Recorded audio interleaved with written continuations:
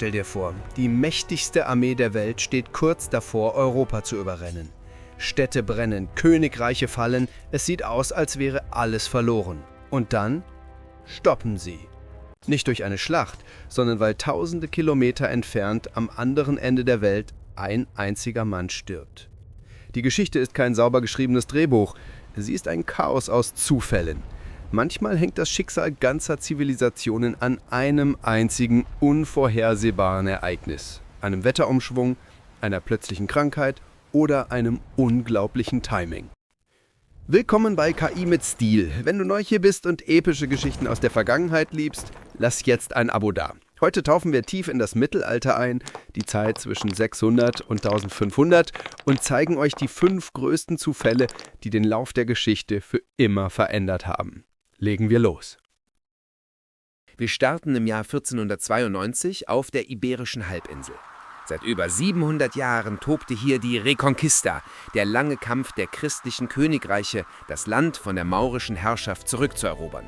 Im Januar 1492 fällt schließlich Granada, die letzte muslimische Bastion. Ganz Spanien feiert. Doch während die Siegesparaden durch die Straßen ziehen, wartet ein ehrgeiziger Seefahrer aus Genua ungeduldig am Hof von Königin Isabella und König Ferdinand. Sein Plan? Einen westlichen Seeweg nach Indien finden. Ein Plan, den der Hof bereits mehrfach abgelehnt hatte. Und hier kommt der unglaubliche Zufall ins Spiel: das Timing. Der Fall von Granada beendete nicht nur den Krieg, er spülte auch dringend benötigtes Geld in die Staatskassen und setzte militärische Ressourcen frei. Plötzlich hatten die Monarchen den Kopf frei für neue, riskante Projekte. Stellt euch vor, die Belagerung von Granada hätte nur ein Jahr länger gedauert. Die Staatskasse wäre leer gewesen. Der Seefahrer wäre wahrscheinlich frustriert nach Frankreich oder England weitergezogen. Aber weil der Krieg genau in diesem Moment endete, gaben Isabella und Ferdinand grünes Licht. Im August 1492 stechen die 3 Schiffe in See. Nur wenige Monate nach dem Ende eines jahrhundertelangen Konflikts entdeckt Christoph Kolumbus versehentlich eine völlig neue Welt. Der Zufall, dass die längste militärische Kampagne Europas genau dann endete, als ein Mann mit einer revolutionären Idee bereitstand, verband die Kontinente und läutete das Ende des Mittelalters ein.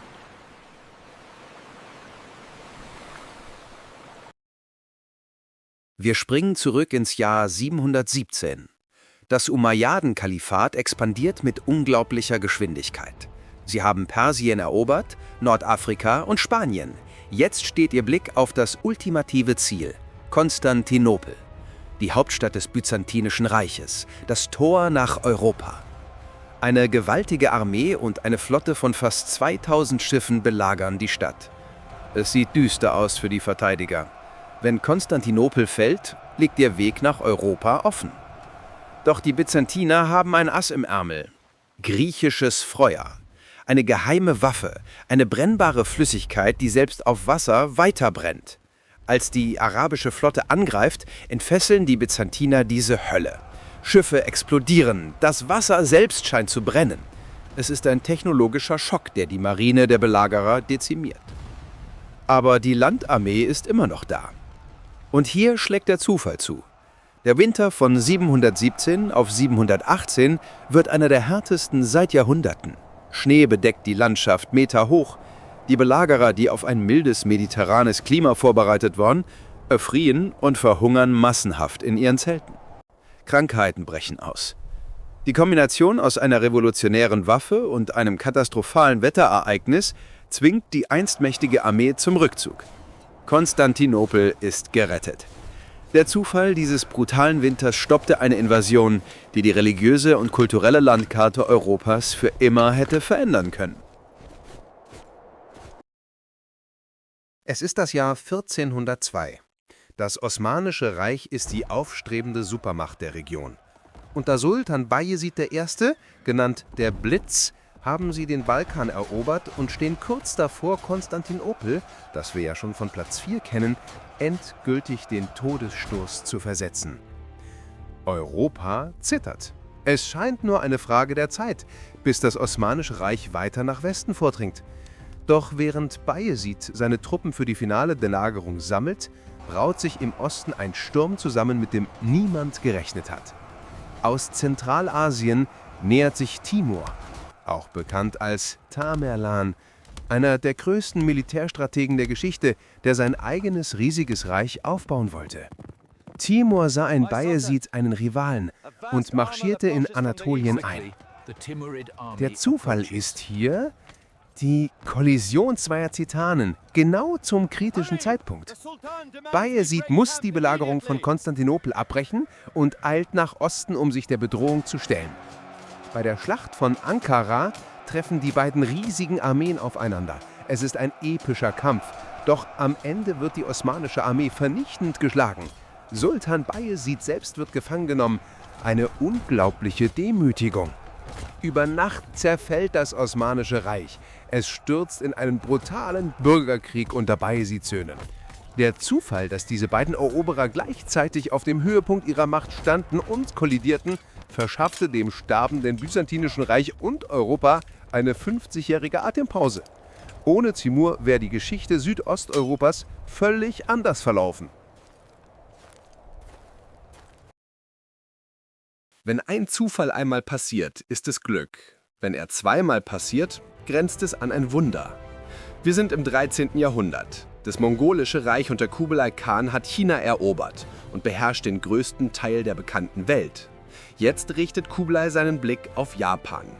1274 schickt er eine gewaltige Flotte. Die Samurai Japans kämpfen tapfer an den Stränden, sind aber technologisch und zahlenmäßig unterlegen.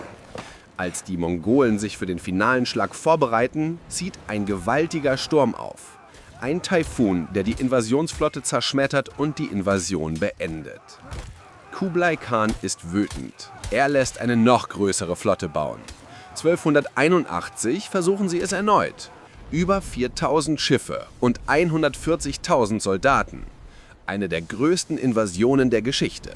Wieder landen die Mongolen. Wieder bereiten sich die Japaner auf das Schlimmste vor. Und dann passiert das Unglaubliche. Wieder zieht ein Taifun auf.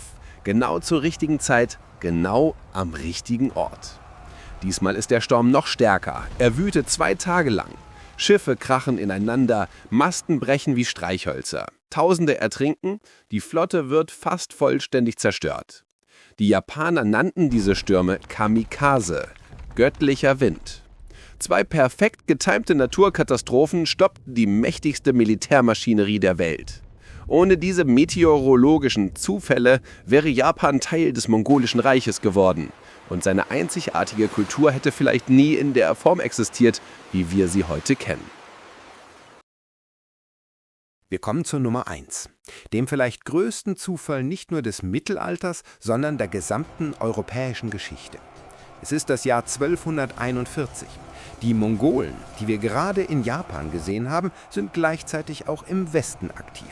Ihre goldene Horde hat Russland überrannt und ist in Europa eingefallen.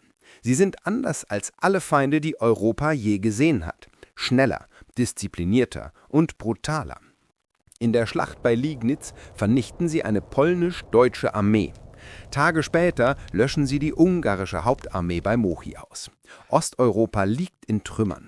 Westeuropa, zersplittert in kleine Königreiche und im Konflikt zwischen Papst und Kaiser, ist völlig unvorbereitet. Die mongolischen Spähtrupps stehen bereits kurz vor Wien.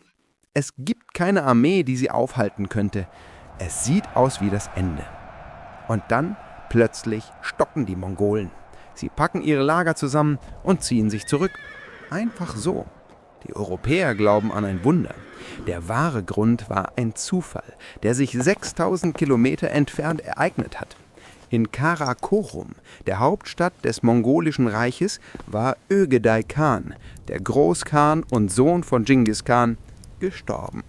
Das mongolische Gesetz schrieb vor, dass alle Prinzen und Generäle zur Wahl eines neuen Anführers dem Kurultai zurückgehen mussten. Die gesamte Führungselite der Invasionsarmee musste umkehren. Ein einziger Todesfall, wahrscheinlich durch Alkoholismus verursacht, am anderen Ende der Welt, stoppte die Invasion Europas. Die Mongolen kamen nie in dieser Stärke zurück. Westeuropa wurde gerettet, nicht durch Tapferkeit oder Strategie, sondern durch den zufälligen Tod eines Mannes, von dem die meisten Europäer nicht einmal wussten, dass er existierte. Es ist faszinierend und auch ein bisschen beängstigend zu sehen, wie oft unsere moderne Welt nur existiert, weil irgendwo ein Sturm aufzog oder ein Mann im richtigen Moment starb. Die Geschichte ist voller solcher kritischer Momente. Welcher dieser Zufälle hat euch am meisten beeindruckt? Oder kennt ihr andere unglaubliche Zufälle aus dem Mittelalter? Schreibt es unten in die Kommentare, ich bin gespannt auf eure Meinungen. Wenn euch das Video gefallen hat, gebt ihm einen Daumen hoch und vergesst nicht zu abonnieren und die Glocke zu aktivieren, um keine epischen Geschichten mehr zu verpassen. Danke fürs Zusehen. Wir sehen uns im nächsten Video.